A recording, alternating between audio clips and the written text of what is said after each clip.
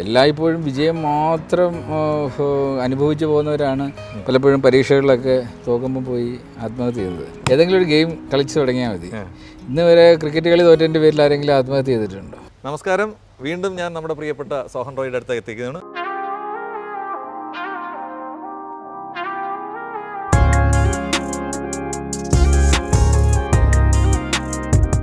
ഈ കാലഘട്ടത്തിൽ മനുഷ്യൻ പരാജയങ്ങളെ ഫേസ് ചെയ്യാൻ വല്ലാതെ ഭീരുവാകുന്നു.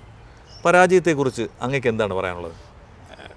ഇത് ആ ഫീല് മാറണമെങ്കിലുള്ള ഏറ്റവും ബെസ്റ്റ് കാര്യം ക്രിക്കറ്റ് ഏതെങ്കിലും ഒരു ഗെയിം കളിച്ചു തുടങ്ങിയാൽ മതി. ഇന്ന് വരെ ക്രിക്കറ്റ് കളി തോറ്റതിൻ്റെ പേരിൽ ആരെങ്കിലും ആത്മഹത്യ ചെയ്തിട്ടുണ്ടോ? ഇല്ല. അപ്പം ജീവിതത്തിൻ്റെ ആ ഒരു ഗെയിമായിട്ട് എടുക്കുക. നമ്മൾ ഇന്നത്തെ കളി തോറ്റാൽ നാളെ നമുക്ക് വിജയിക്കാൻ പറ്റുമെന്നുള്ളൊരു ബോധം വേണം. അതുപോലെ നമ്മൾ കരുതേണ്ടതാണ്. അതൊരു മൃഗശാസ്ത്രത്തിനകത്തുള്ള കാര്യം. ലോകത്തിൽ മനുഷ്യൻ മാത്രമേ ഉള്ളൂ ഇതുപോലെ ഒരു ലക്ഷ്യം വിട്ട് കിട്ടാതെ വരുമ്പോൾ പോയി ആത്മഹത്യ ചെയ്യുന്നു. ഇന്ന് വരെ ഇര തേടിപ്പോയ ഒരു സിംഹവും കിട്ടാതിരിക്കുമ്പം പോയി ആത്മഹത്യ ചെയ്തതായിട്ട് അറിയത്തില്ല. മനസ്സിലായില്ലേ? അപ്പം നമ്മളുടെ യാത്രയിൽ നമുക്ക് ചില സമയത്ത് നമ്മൾ പരാജയപ്പെടും. അത് എത്രത്തോളം കുറയ്ക്കാൻ ശ്രമിക്കാതെ ഒരിക്കലും 100% വിജയിക്കുമെന്ന് പ്രതീക്ഷിക്കരുത്. ഒരു പരാജയം ഉണ്ടാവും. അത് ചിലപ്പം ചിലർക്ക് 10% ചിലർക്ക് 50% എങ്കിലും അത് കുറേയൊക്കെ നമ്മൾ വിചാരിച്ചു കഴിഞ്ഞാൽ, പ്ലാൻ ചെയ്ത് കഴിഞ്ഞാൽ ഈ വീഴ്ചയുടെ ആഘാതം കുറയ്ക്കാൻ പറ്റും. അങ്ങനെ നമ്മൾ പോസിറ്റീവായി കാണുക അല്ലേ? പോസിറ്റീവ് അത് പറഞ്ഞു. അത് വിജയത്തിലേക്കുള്ള യാത്രയിൽ നമ്മുടെ ഒപ്പം ഉണ്ടാവുന്ന ഒന്നാണ് പരാജയം. മനസ്സിലായില്ലേ? എല്ലായ്പ്പോഴും വിജയം മാത്രം അനുഭവിച്ചു പോകുന്നവരാണ് പലപ്പോഴും പരീക്ഷകളിലൊക്കെ തോക്കുമ്പോൾ പോയി ആത്മഹത്യ ചെയ്യുന്നത്. അപ്പോൾ അത് ചലഞ്ചായിട്ട് എടുക്കുക.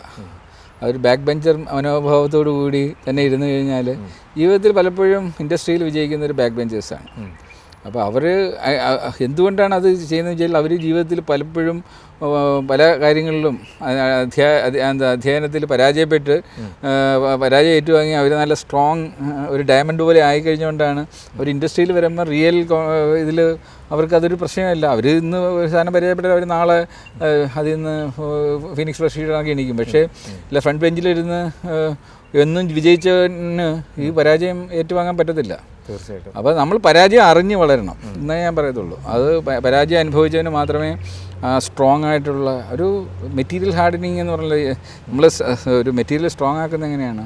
അതിനകത്ത് അനീലിങ് കൊഞ്ചിങ് എന്ന് പറഞ്ഞ 2 പ്രോസസ്സ് ഉണ്ട്. മനസ്സിലായില്ല? അതിനെ നമ്മൾ ഏറ്റവും മോശം അവസ്ഥയിൽ കൂടെ കൊണ്ടുപോയിട്ട് ചൂടാക്കിയിട്ട് തണുപ്പിച്ചെടുക്കുമ്പോഴാണ് നമുക്ക് സ്ട്രോങ് ആയിട്ട് വരുന്നുള്ളൂ. അപ്പോൾ നമ്മുടെ മനസ്സിനെ ഒരു സർഫസ് ഹാർഡനിങ് ചെയ്യുന്നത് പോലെ ഹാർഡൻ ചെയ്ത്, അതായത് പരാജയത്തിന് വേണ്ടി കാത്തിരിക്കരുത്. ഇടയ്ക്ക് പരാജയപ്പെടുന്ന കാര്യങ്ങളും ചെയ്യുക. അതുകൊണ്ടാണ് എപ്പോഴും ഗെയിംസ് നിങ്ങൾ പ്രാക്ടീസ് ചെയ്യണമെന്ന് പറയുന്നത്. മത്സരിക്കാൻ പോവുക.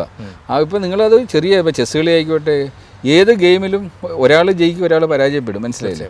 ആ പരാജയം അറിഞ്ഞ് പരാജയം എനിക്കൊരു പ്രശ്നമല്ല എന്ന് വരുമ്പോഴാണ് നമ്മൾ, അല്ലെങ്കിൽ ഇത് സൈക്കോളജിക്കലി ഭയങ്കര പ്രശ്നമാണ്. എന്നും വിജയിച്ച് വരുന്ന ഒരാൾക്ക് ഒരു ചെറിയ പരാജയം അത് നിസ്സാരമായിട്ട് ഓവർകം ചെയ്യാവുന്ന ഒന്നിനെ അംഗീകരിക്കാൻ പറ്റത്തില്ല. മനസ്സിലായി? അത് നമ്മുടെ ഉള്ളിൽ നമ്മളറിയാതെ ബിൽഡപ്പ് ചെയ്യുന്ന ഒരു മൈൻഡ് സെറ്റാണ്.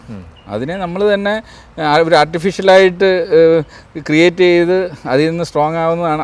അതുവേണ്ടിയാണ് ഗെയിംസ് കളിക്കണം എന്ന് എപ്പോഴും പറയുന്നത്. Okay, thank you.